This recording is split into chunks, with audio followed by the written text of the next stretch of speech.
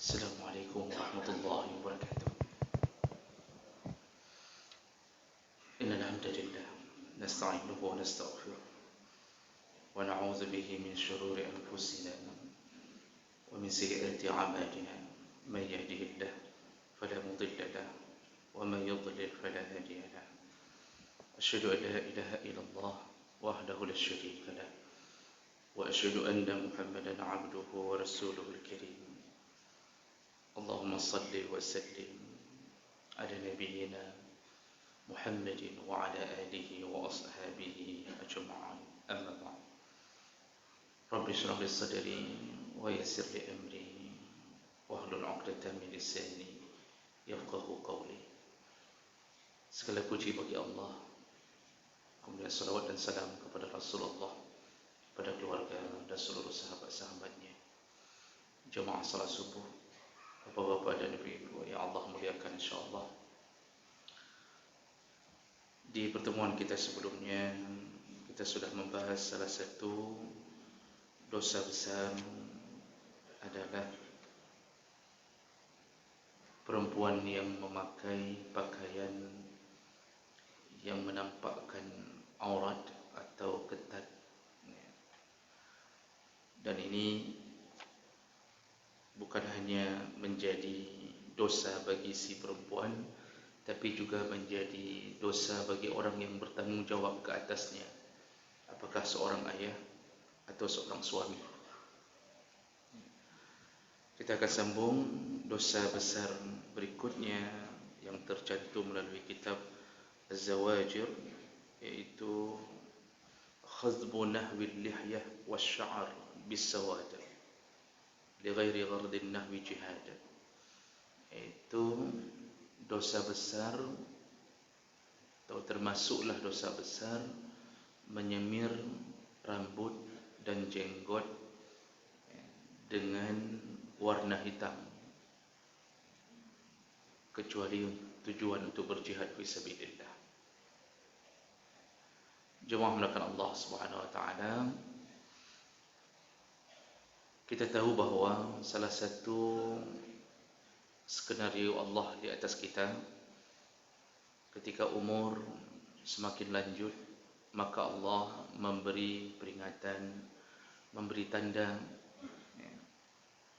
akan datangnya kematian. Salah satunya adalah dengan ditumbuhkannya uban. Dan uban ini dalam beberapa hadis Nabi sallallahu alaihi wasallam adalah salah satu nikmat Allah untuk mengangkat derajat hamba yang diberi uban. Makanya dimakruhkan untuk mencabut uban dalam beberapa hadis. Makruh hukumnya mencabut uban, karena di setiap uban yarfa'u biha darajah, kata Rasulullah. Allah mengangkat derajat seorang hamba dengan ubannya. Maksudnya apabila dia bersabar, bersyukur di atas peringatan Allah Subhanahu wa taala. Nah, jemaah melakukan Allah Subhanahu wa taala, ketika seseorang diberi uban oleh Allah Subhanahu wa taala, tentunya bagi sebahagian orang, apakah muncul dari keinginan hati sendiri atau dimotivasi oleh orang lain, maka muncullah keinginan untuk mengecat atau menyemir ubannya atau menyemir rambutnya. Jemaah makan Allah, ini yang perlu kita kembali mengingatkan bahawa dalam hukum Islam, menyemir rambut tidak selamanya haram. Artinya dibolehkan menyemir rambut, tapi diberi satu syarat. Diberi satu syarat oleh Nabi sallallahu alaihi wasallam. Silahkan semir rambut, tapi jangan semir dengan warna hitam. Silahkan semir, tapi jangan semir dengan warna hitam. Jadi kalau begitu, ada kebolehan, bahkan tertangkap dalam bahasa hadis Nabi sallallahu alaihi wasallam, ada anjuran untuk menyemir. Ya. Dan ini ditangkap melalui hadis riwayat Bukhari dan Muslim. An Abi Hurairah radhiyallahu anhu qala, inna Rasulullah sallallahu alaihi wasallam qala, Rasulullah berkata, innal yahuda wan nasara la yusbighun fakhalifuhum. Kata Rasulullah, sesungguhnya Yahudi dan Nasrani itu tidak mau menyemir rambut mereka. Kata Rasulullah, fakhalifuhum, maka kita orang Islam selisihilah kebiasaan mereka. Artinya kalau mereka tidak mau menyemir rambut, maka kita hendaknya menyemir rambut. Artinya bahasa menyemir rambut ini diberlakukan bagi yang sudah berubah warna rambutnya.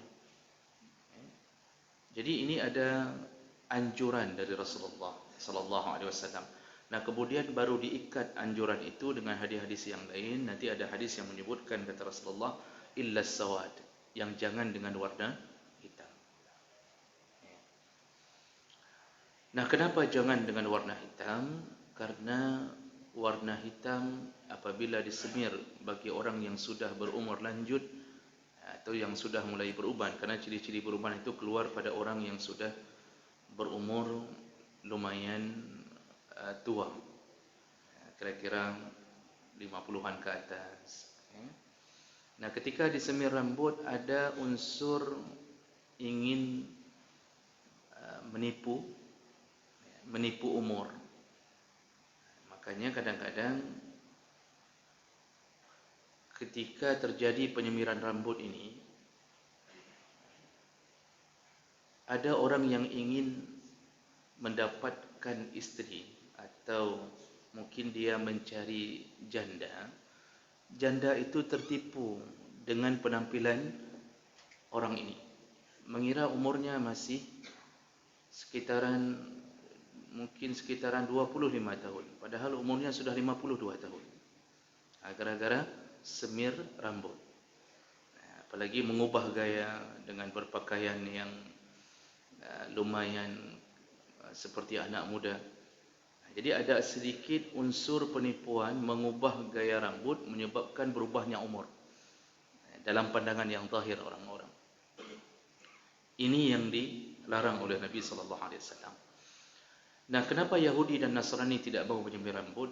Disebutkan dalam beberapa kitab bahwa Yahudi dan Nasrani menganggap bahwa menyemir rambut itu tidak baik dalam agama mereka. Mereka menganggap itu berlebihan dan mereka ingin hidup apa adanya dengan rambut yang asli.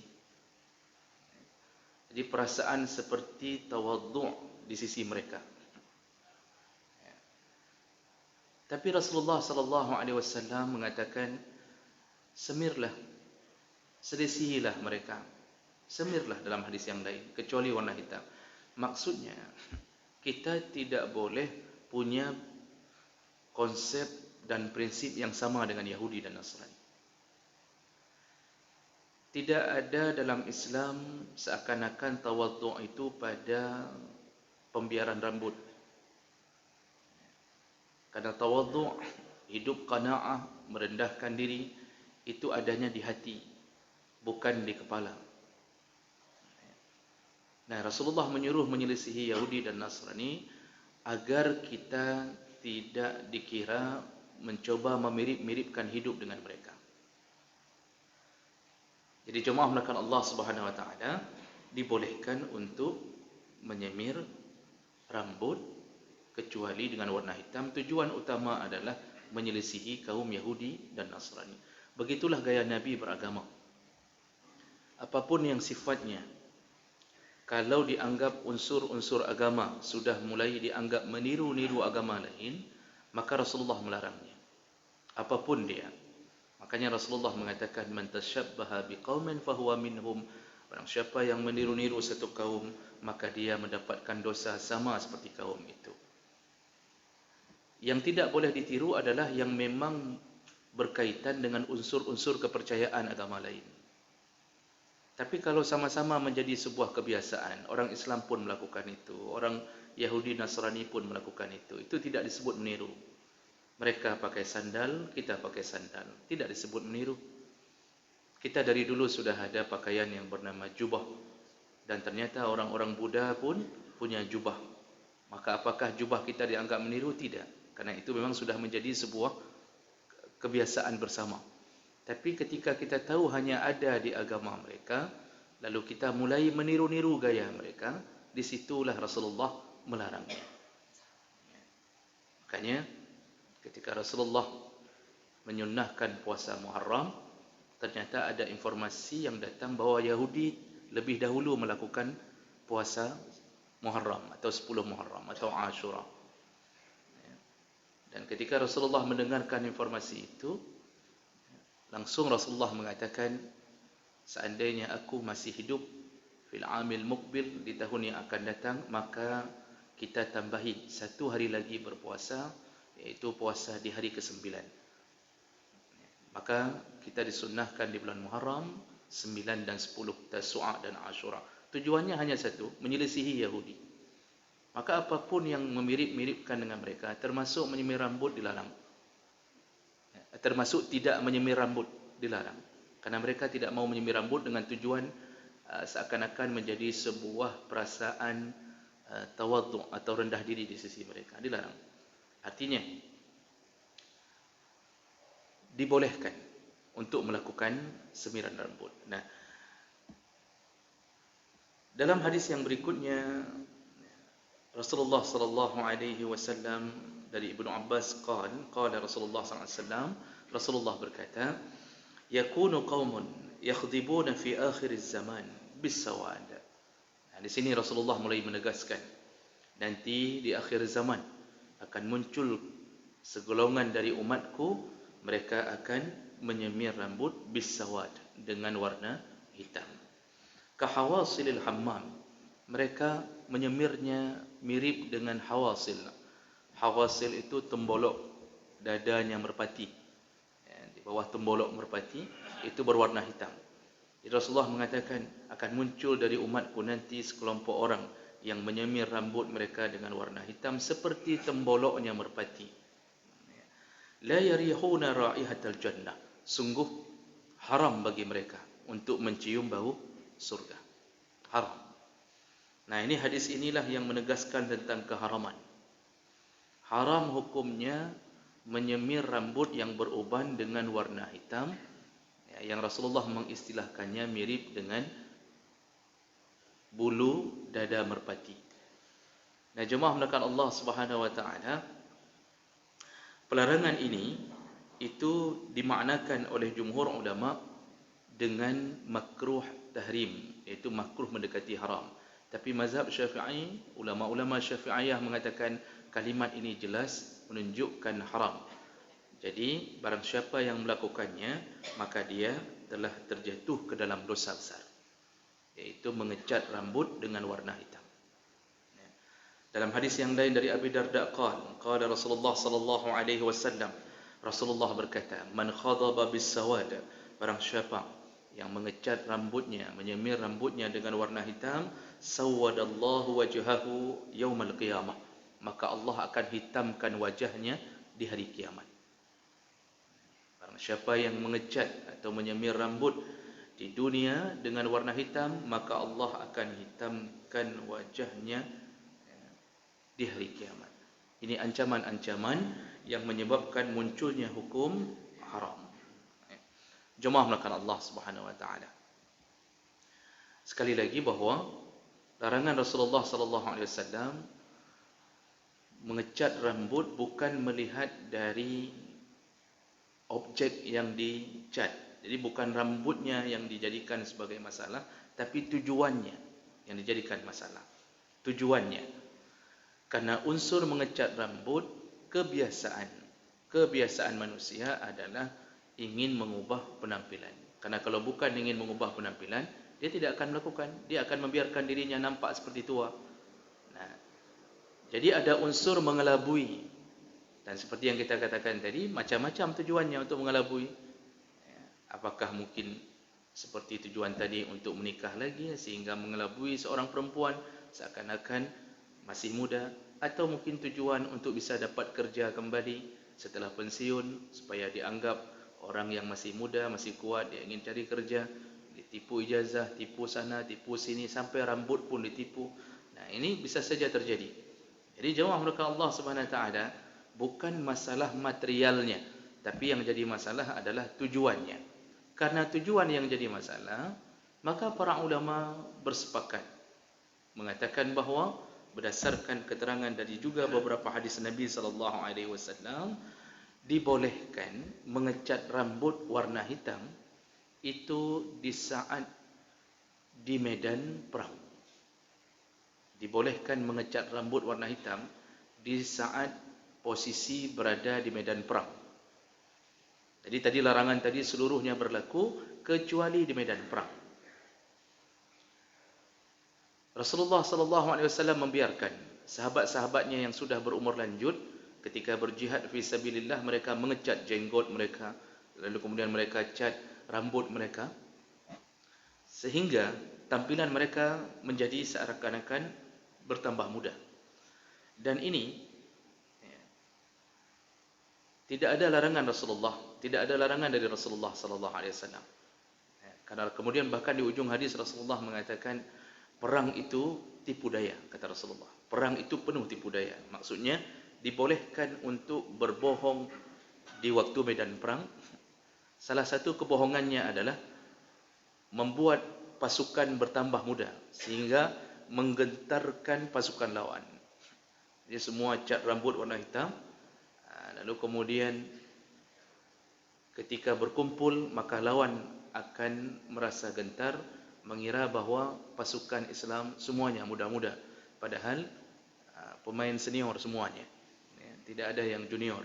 Cuma karena rambut sudah hitam, dibolehkan. Jadi dalam medan perang ini ada tipu daya yang dibolehkan.